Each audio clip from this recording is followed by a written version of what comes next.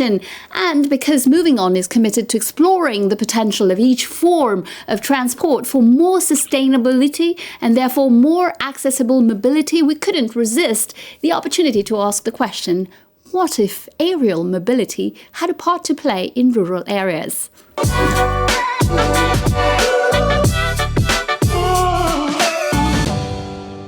And to answer to this complex question, I'm being joined by Vassilis Agouridas. Hello, Vassilis. Hello, Asa. I'm very glad to be here, and I'm looking forward to an interesting discussion.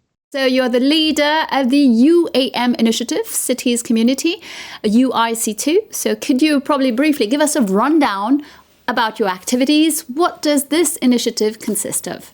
The UAM initiative Cities Community, or UIC2, as it is widely known, it is an initiative that it was established in 2017 as part of the Smart Cities Marketplace, supported by the European Commission, and since September 2022 is part of the EU's CIVITAS initiative. For those who are not familiar with these terms, it is the 20-year-old initiative supported by the European Commission in terms of policy making and support of sustainable urban mobility for cities. UIC2, it is an initiative, a community of which the members are only cities and regions. And in fact, it represents the voice of cities and regions in this emerging sector of urban air mobility or regional air mobility, depending how you refer to it. The point here is for the UIC2, for the cities and the regions, to put the actual entity, the city and the region, in the center of the discussion. When we say it is the voice of cities and regions for the responsible and sustainable development of urban air mobility solutions.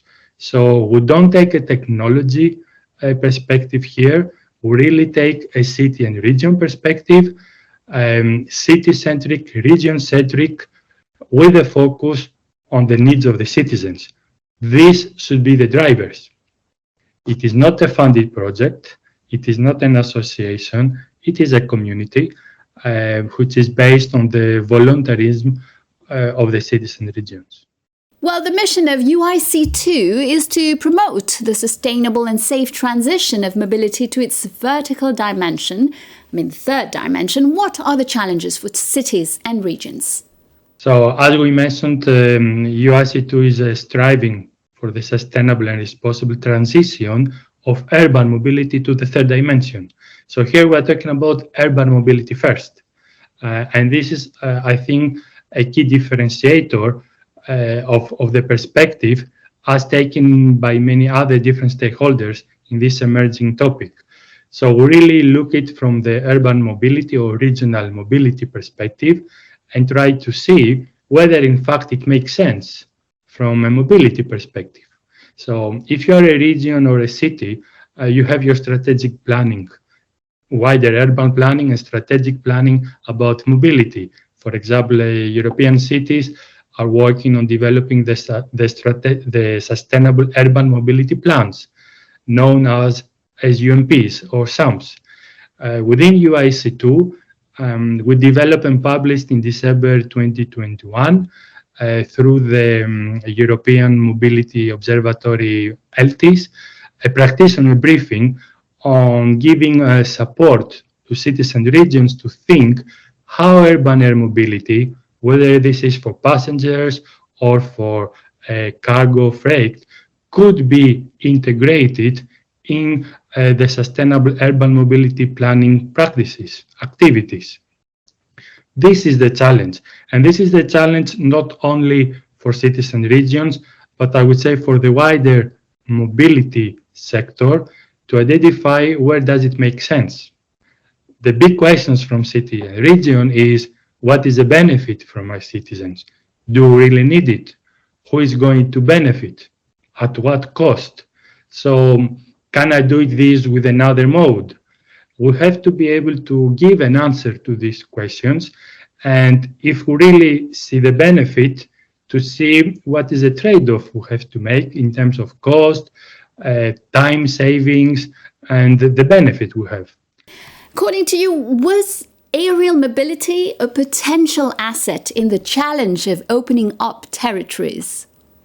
So there are a lot of discussions about how this new technology could be used. Is it to be used for intra-city commuting, for example, or logistics? Is it for suburban, rural? What about the areas that have no access?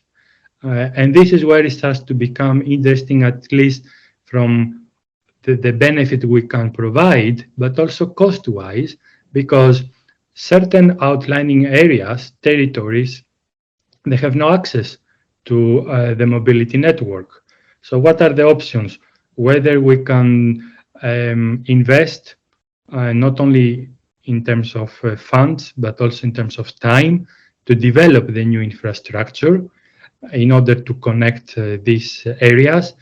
But in many cases, it makes no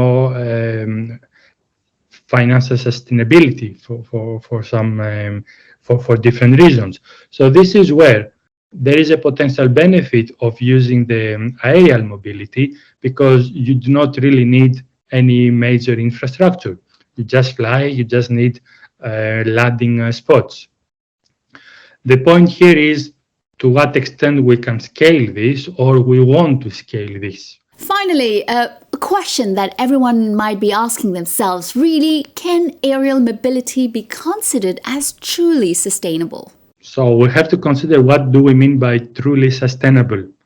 If we take the triple bottom line, sustainability is defined around environmental topics, social topics, and economical topics.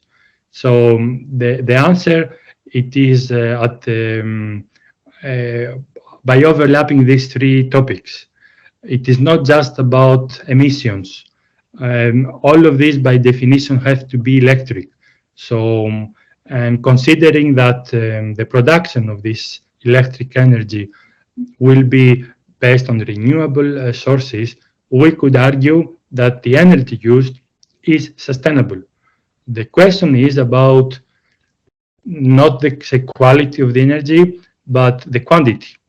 How can we justify that because of physics, as we have to hover, we have to consume more energy? And this is where now we plug in the financial part and the social part, which goes, do we really need to consume this extra energy? For what reason? There are certain cases that as a society, we see that we're ready to make this trade-off.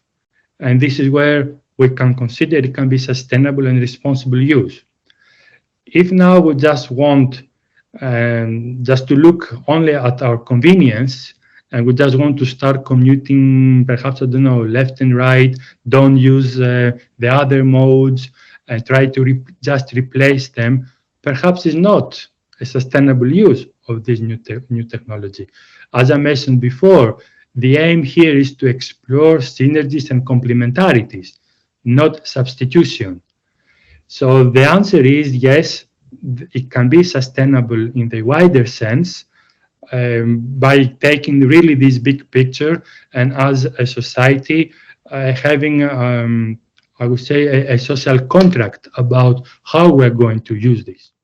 Well, thank you, Vassilis, for your time. And thank you all for tuning in into this new episode of Moving On Inside, and for all your reactions and input on our social networks.